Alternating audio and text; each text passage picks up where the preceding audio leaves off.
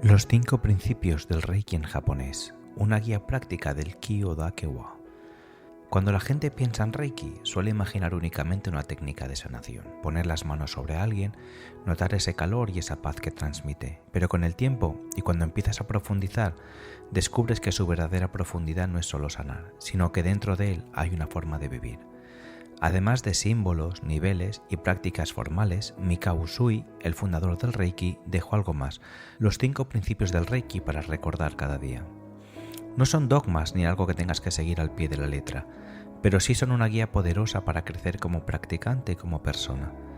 Tanto si acabas de descubrir el Reiki como si llevas un tiempo en el camino, o incluso si estás pensando en hacer un curso de Reiki, estos principios pueden transformar tu práctica desde dentro. El origen de los principios, Usui, el emperador Meiji y la tradición oral.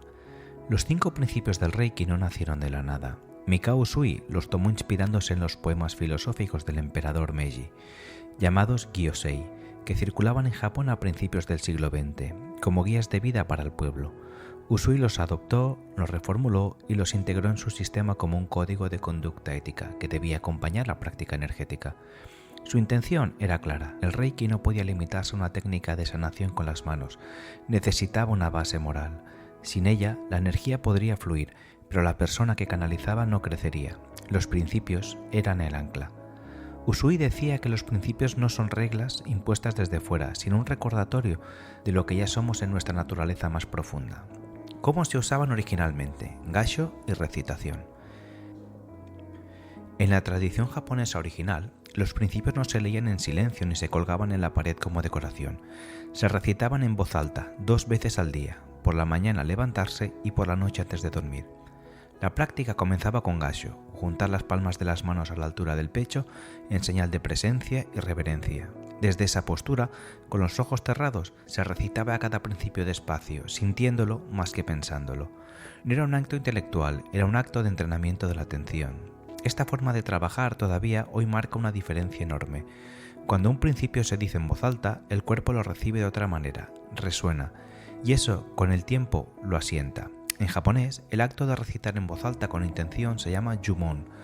No es un mantra en el sentido hindú, pero cumple una función similar, llevar a la mente al presente a través de la palabra dicha con presencia. Antes de recorrer cada uno de ellos, vale la pena detenerse un momento. Los 5 principios no son 5 temas independientes. Son 5 miradas sobre una misma cosa, la posibilidad de vivir con más presencia y menos resistencia. Cada uno apunta a un tipo de sufrimiento muy concreto que todos conocemos: el enfado, la preocupación, la ingratitud, la incoherencia y la distancia. Y a cada uno le pone no una solución, sino una orientación. Leerlos por primera vez puede dar la sensación de que son demasiado simples, y en cierto modo lo son. Eso es parte de su poder. No requieren formación especial ni condiciones ideales. Solo requieren que los recuerdes en el momento que más los necesitas, que es, casi siempre, el momento en que menos te acuerdas de ellos. Por eso, el Kyo-Dake-wa es tan importante, no como adorno, sino como estructura. Es el marco que hace posible que estos principios sean practicables y no solo aspiracionales. Con eso en mente, entramos en cada uno de ellos. Primer principio, Ikaruna, no te enfades. El enfado es una de las emociones más mal entendidas.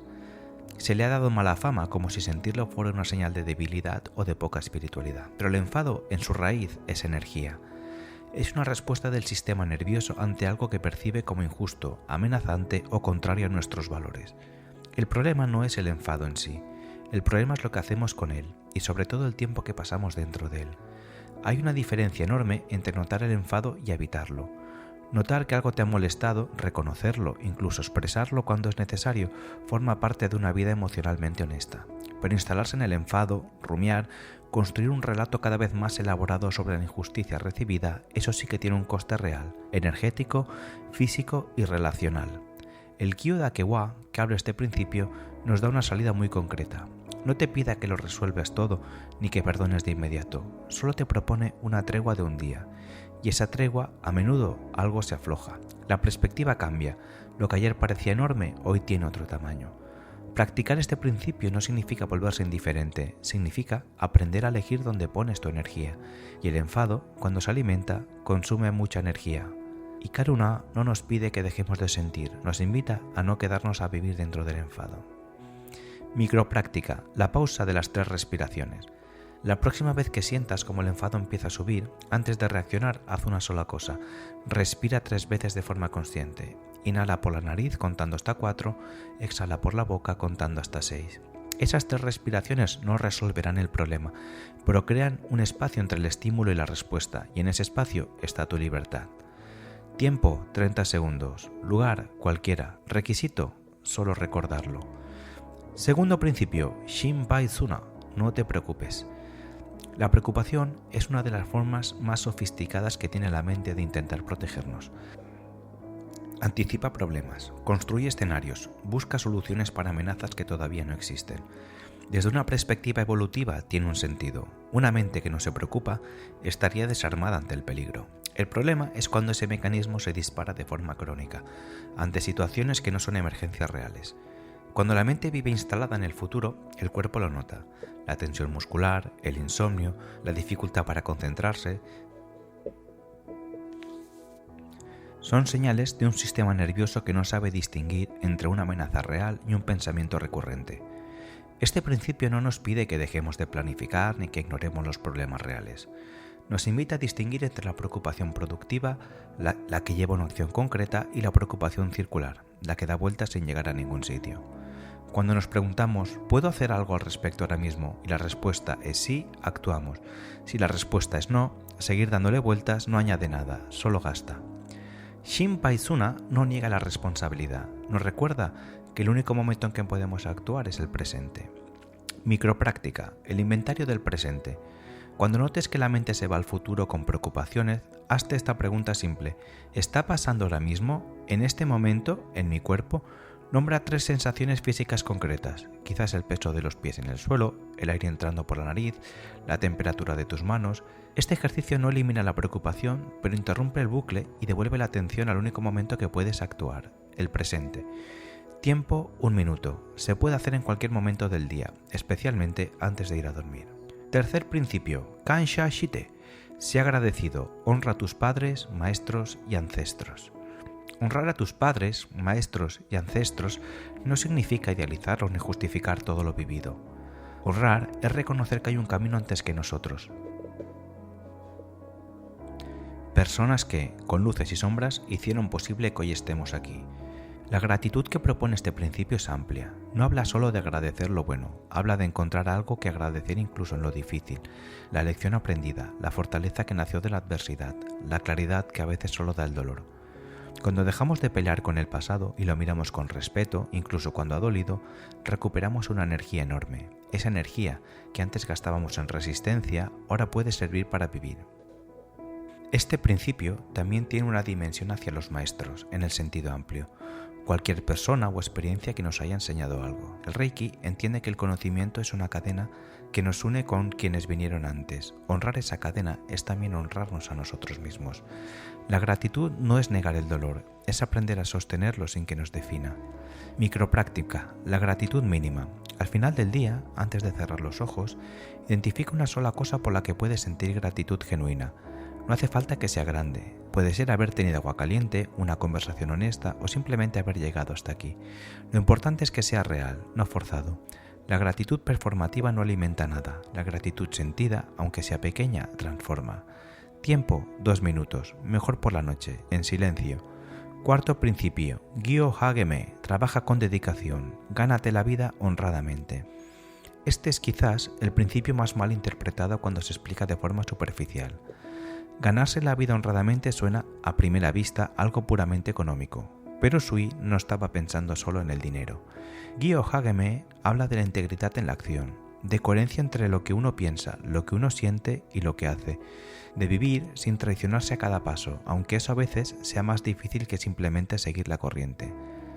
Trabajar con dedicación, en el sentido del Reiki, no implica productividad ni rendimiento, implica presencia. Hacer lo que haces estando realmente ahí, ya sea una sesión de Reiki, una conversación importante o fregar los platos. También hay algo en este principio que habla de los límites. Ganarse la vida honradamente significa también saber cuándo algo ya no resuena, cuando una situación nos pide más de lo que podemos dar sin vaciarnos, cuando seguir en un lugar o en un rol nos aleja de quienes somos. La pregunta que plantea este principio no es ¿estoy siendo productivo?, sino ¿estoy siendo coherente? Y esa pregunta, cuando se hace con honestidad, a veces incomoda, pero siempre aclara. No se trata de hacer más o mejor, se trata de hacerlo desde un lugar verdadero. Micropráctica, la pregunta de integridad. Una vez al día, elige un momento de pausa. Puede ser al comer, al terminar una tarea, al salir del trabajo, y hazte esta pregunta. ¿Lo que hice hoy me acercó a quien quiero ser o me alejó? No se trata de juzgar ni castigarse, se trata de afinar la conciencia. Con el tiempo, esta pregunta empieza a aparecer sola antes de actuar, y eso ya es un cambio profundo. Tiempo, 1 minuto. Puede hacerse mentalmente o en un diario breve. Quinto principio. Hitoni Shinsetsuni, sé amable con todos. La amabilidad es quizás el principio más sencillo de entender y el más difícil de encarnar de verdad. No porque seamos malas personas, sino porque a menudo confundimos ser amables con complacientes, con decir siempre que sí y con suavizar todo aunque duela. La amabilidad que propone el Reiki va más lejos. Es una presencia, es una forma de mirar al otro reconociendo que también él carga con algo, que detrás de cada reacción hay una historia, que la hostilidad que a veces recibimos raramente tiene que ver con nosotros. Este principio incluye también, y esto es fundamental, la amabilidad hacia uno mismo. No puedes dar con presencia genuina lo que no te das a ti, y cuando empiezas a tratarte con más amabilidad, la forma en que te relacionas con los demás cambia de manera casi involuntaria. Hitoni Shinsetsuni nos recuerda que cada intención es una oportunidad, no para quedar bien, sino para añadir algo bueno al mundo, aunque sea pequeño, aunque nadie lo vea. Ser amable no es ser blando, es ser lo suficientemente fuerte como para no necesitar herir a nadie. Micropráctica, el gesto invisible. Elige hoy hacer un acto de amabilidad que nadie vea, no para demostrar nada, sino para entrenar la amabilidad como forma de ser y no como performance. Puede ser algo muy pequeño, dejar pasar a alguien, escuchar sin interrumpir, no decir lo que estabas a punto de decir porque heriría innecesariamente. La amabilidad que no busca reconocimiento es la más limpia y la más transformadora. Una nota importante, este principio empieza por uno mismo. No puedes dar con presencia genuina lo que no te das a ti. Sé amable con todos, incluye siempre ser amable contigo. Tiempo sin tiempo fijo, es una actitud que se cultiva a lo largo del día. Los principios no son una meta, son una compañía. Hay algo que me gusta recordar cada vez que alguien empieza a trabajar con los principios del Reiki. No estás aquí para cumplirlos, estás aquí para recordarlos. La diferencia es enorme. Cumplirlos implica una exigencia, un listón, la posibilidad de fallar. Recordarlos implica volver una y otra vez, sin dramatismos y sin culpa. Simplemente volver. Porque eso es exactamente lo que hace el Kyo Dakewa. Nos libera de la tiranía del siempre para devolvernos al único espacio en el que algo puede cambiar de verdad, el hoy, el momento, este respiro.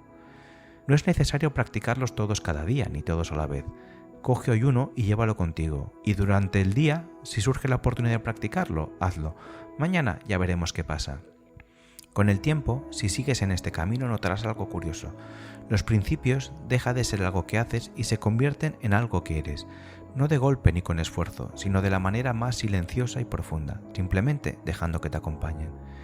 Si sientes que quieres ir más allá de esta lectura y empezar a encarnar estos principios de verdad, un curso de Reiki presencial puede marcar una diferencia enorme. Aprenderlos en un contexto de práctica real, con otros, con las manos, con el cuerpo, les da una dimensión que ningún texto puede transmitir del todo.